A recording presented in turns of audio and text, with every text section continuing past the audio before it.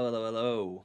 Back with another Path of Exile 2 video. This time we're going for something different. We're going for a Huntress build. With the update of 0.2.0. Yeah, Monk's been hit hard. It's a shame. It's a shame. I've been testing on Standard League and yeah, the DPS looks good. Path of Builder saying good things, but it's not as hyped up as it used to be, let's say. I feel like Monk will probably get some changes throughout the next few days or weeks because it's going to end up becoming one of the least played characters. So anyway, we're going to go through my Huntress build. I'm currently at the end of Act 2. I'm level 30 and I haven't got my Ascendancy yet. As you can see in the videos right at the beginning, I'm still wiping through content. I'm unsure which Ascendancy to go for. I don't know if I'm going to go for Amazonian or the Ritualist. I'm probably going to go Amazonian, just so I want to try the elemental damage and stuff like that. But without further ado, let's go through kind of what I've made so far. So I'm trying to obviously increase my resistances. For people that are new to this game, resistances are key. By the end of the game, when you start going to maps, you need to ideally have these at 75% because your modifiers will basically knock it down. Underneath that, the lower your resistances, the easier you are to die. And especially with the thresholds nowadays, you kind of need to get them even higher than what they need. So make sure that at least 75%. Obviously, with the Huntress, you won't have Chaos Inoculation like you did on the Monk. So therefore, you're going to have to build your Chaos resistance up. Most people found that around about 30-40% was definitely enough. But it's just, yeah, you just have to avoid bleeding. Avoid bleeding, poison, and the Chaos Bombs. This will significantly increase your life and energy shield. Your life, quite a lot of it is based off your stun. By the time you get to Endgame, you will be a decent amount of health. Spirit, you should be on 100 Spirit, I believe. Or it might be 90 Spirit by the end of all 3 acts and the Cruel acts. If you're not on 100 Spirit, go to your map, okay, and look for these here, these crosses with a little plus next to it, and it'll tell you what's added to it or when it's been added to Spirit and stuff like that. So you can see Act 2, when you kill like a boss, it'll say, oh, plus 5 Spirit or plus this or something like that. Sorry, plus 30 Spirit. So if you've not got the max, then that's why you're missing some out. Okay, movement speed is key. Try and get some decent movement speed modifiers. Your weapon and your armor will decrease your movement speed, so ideally you need to aim for 35%. That's probably the best, especially when you're running around maps. It gets tedious when you're on less than that. Trust me, my Monk was on 30% for quite a long time and it took forever and ever and ever to walk around a map. So let's go into the gear that I'm currently running, like I said, for Act 2. We've got a Fork Spear, so I've just got it with physical damage, life to enemy hit, and life to enemy killed. I did have a different one, or I do have a different one here, but I kind of want to increase it. I kind of want to get a orb and increase it, but as you can see, it puts my damage up quite a bit, so we'll probably put it on. I just like the 4 life per enemy killed, which is pretty good, especially when you're so squishy early on. Helmet, I can't find a better one so far, so we've got some armor, some evasion, some intelligence, some resistances, and some life regen. The chest, we've got Spirit, as you can see there, 32 Spirit, which is allowing me to run Herald of Thunder and Wind Dancer so early on. So Herald gives you evasion, and then Wind Dancer will give you... Sorry, Herald of Thunder is obviously procs to Herald of Thunder and the Lightning, and then Wind Dancer gives you evasion. My bad. Amulet, so again, we've just gone for some with mana regen. Huntress seems to be very mana hungry. Rings, so we've got some lightning damage there, because we are using a lightning build. And then we've got some physical damage, which then it'll convert to it, and some resistances. The hand, we've got some critical damage bonus, some lightning damage, some accuracy, because it based off your accuracy. The more accuracy you get, the more damage you can get with a skill I'll show you in a bit. 11 life per enemy killed. Belt, just any good one you really have. And then the boots, like I say, try and find someone that's got movement speed and resistances. So I've just got this one, 15% and resistances. So we'll go through the skills and then I'll explain how it plays. So we've got Lightning Spear. Okay, Lightning Spear converts 80% of physical damage to lightning damage. It has 100% more chance of shock, and then they can split by hitting the terrain. It can't pierce, fork, or chain, but it's a projectile. Okay, so we have got Martial Tempo. Martial Tempo increases the speed, so as you can see here, attacks per second 2.16, 1.81. Alright, so the damage drops significantly. It is more mana hungry, but it allows you to throw it quicker, and I don't know if this has been buffed yet, or it is getting a buff, but it will be getting a buff eventually. And then lightning infusion, which gives me 25% extra lightning damage. So once I get the lightning infusion, this gives me an extra 25% on the 810. It's a significant amount of damage. Stormlance. So Stormlance converts physical damage to lightning damage again, and it pierces all the targets. So we've gone for Innovate, which gives you lightning damage for 5 seconds on killing a shocked enemy, and then Magnified Effect, which increases the area effect. Again, this gives you more area, so therefore more area effectively means you can kill more ads. Barrage. So Barrage it basically causes your attacks to repeat. So empowered attacks repeat plus an additional time per frenzy charge consumed. Once you get Combat Frenzy, it makes it easier to get Frenzy charges. I haven't got Combat Frenzy yet. That's what I'm going to use when I get my next Spirit Gem. I'm probably going to drop Wind Dancer and get Combat Frenzy.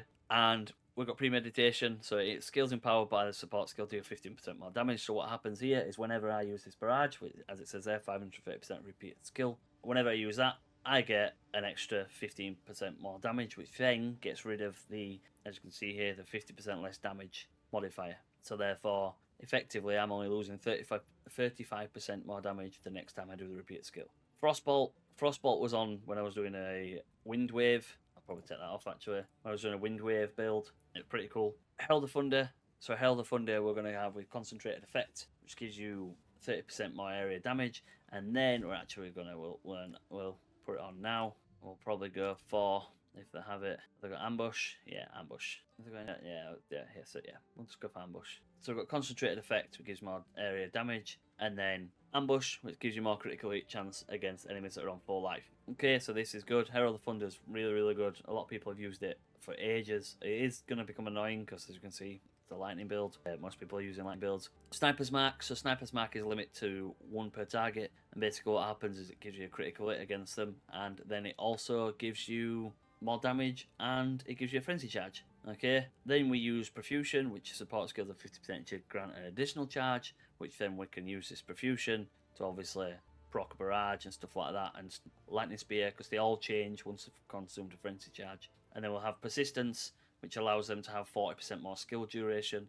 So basically what happens is, as you can see, look, maximum mark duration 8 seconds, maximum mark duration 11.2 seconds. So this allows the enemy to be marked for a longer period of time, which is pretty good. Explosive Spear, again, this is quite a decent damage dealer, but basically what this does is detonation time is 2.5 seconds, it converts your physical damage to your fire damage, and then it pierces all targets. Then we have Expedite, which basically reduces the detonation time. So as you can see here, the detonation time is 1.5 seconds, and then without that is 2.5. Okay, so it's helped it by a second, which is pretty good. And then we have Overabundance, which means we have 1 to the limit, so therefore we can throw 2 explosive spears. Wind Dancer, we're not going to go into Wind Dancer too much, but basically Wind Dancer gives you pretty much just gives you extra evasion. It's very, very good. It's on most people's builds. Probably going to put Wind Wave on, Wind Wave, and we'll probably put on Pin or Blind. Have we got Blind? Have we got Blind? No, we can't get Blind yet. Okay, so Pin on. So they're probably going to be your go-to. So we've got Wind Wave and Blind. Wind Wave is very good because it knocks them back when they're stunned. So if you're overwhelmed or you're getting attacked, it knocks them back. It gives you kind of a few seconds to sort yourself out, and then you move forward. What I have found from testing the spear with the monk is if you get cast on shock and put Sniper's Mark on cast on shock, it generates frenzy charges, and it seems to work pretty well. Pair it with Combat Frenzy, and it seems to generate combat charges quite a lot, or frenzy charges, which means that when you throw your lightning spear, it'll hit and then it'll spear off into other enemies. So we'll go over the passive tree, and then we'll go over the skills and how I get it to work effectively. So as I said before, I haven't got my Ascendancy yet. I'm going to go do it at some point today. I'm level 30, as you can see down here, level 30. But we've gone up and we've taken attack speed and attack speed, because the more attack speed you get, the faster you can throw your lightning spear and stuff. As again, it's a projectile build, so the more attack speed you have, the faster you can throw them, which means you're effectively getting more DPS. Then we've gone for Primal Instinct. This gives you increased attack speed, area effect, and dexterity. This whole build is pretty much a dexterity build, so it would be worth popping up and getting Falcon Technique around here, and then this extra node of proficiency. But like I said, that'll be more endgame build. Then we've taken Eagle Eye, so again that's accuracy and accuracy rating. And then as we come down here, we've got these are accuracy and attack speed nodes with precision salvo, which gives you projectile speed, attack speed, and accuracy rating. So again, it's very, very good. You're going down here. Probably going to remove that, the 15% evasion rating, and probably add it to this down here. I think I was going for that to get escape velocity so I could have more movement speed, which probably makes sense. Then we've got a jewel. It's just a plain one, just some charms and accuracy rating. Like I said, it's just straight down here. And the reason why we want to go straight down here, ignoring quite a lot of these are good because they give you a lot of elemental damages and crit chances, but we want to get down to this point. Okay, this point is where we need to get to. So, Dance with Death. Dance with Death gives you 25% more skill speed while offhand is empty, and you have a one-handed martial weapon equipped in your main hand. What that means is you do not need to equip a shield. Okay, so that means you can literally use this, and it will cause you to have increased skill speed, basically making everything faster, which means you can throw your lightning spear faster and stuff like that. Then we move down here, and again we're going for accuracy, and attack damage, accuracy and attack damage, and then we're going for Falcon Dive, which is 1% increased attack speed per 250 accuracy rating. So if you look on here, we have 1,271 accuracy rating. So you've got 1% increased attack speed. So if you get your calculator out, 1,271 divided by 250, okay, it's giving you around about 5% increased attack from this one node. As you get a higher buff, you will then, and higher levels, etc., your accuracy will increase, therefore increasing your overall DPS. Then finally, we've gone for these nodes here. So this is just damage, melee damage when you're surrounded, and then projectile damage while there are no enemies within 3 meters. So that's good, but the melee damage with spears while surrounded, again, it's one of the things because, as you can see, most of my builds is projectile. That's obviously a buff, that's a spell, projectile. Okay, so the only thing that's really going to benefit from that is the spear stab.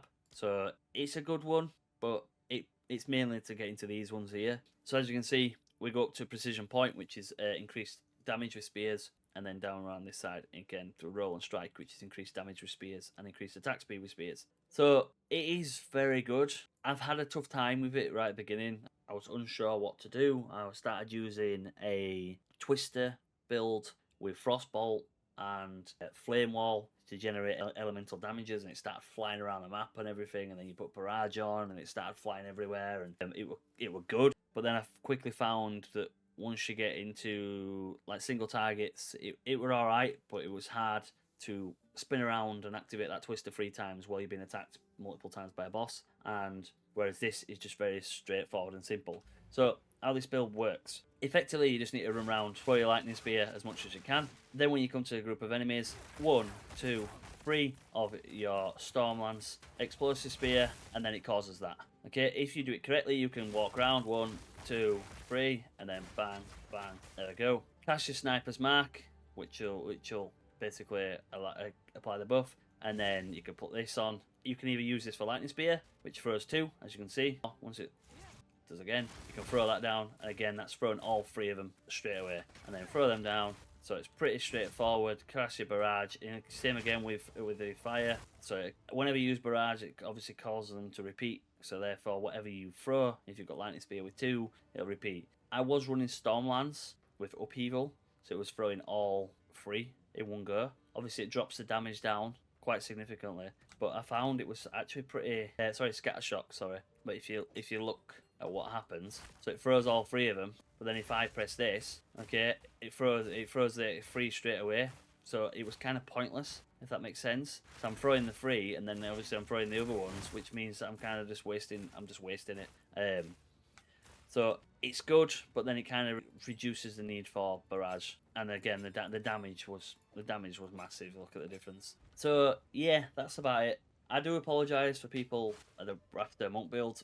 Like it looks good on paper, but upon testing on the standard league, yeah, there's too much stun threshold. So I'm probably gonna make an invoker 0.2 build or 0.2 league. Sorry, the Dawn of the Hunt. But I should have a updated Huntress build out hopefully this weekend. See if we can get some get to Endgame.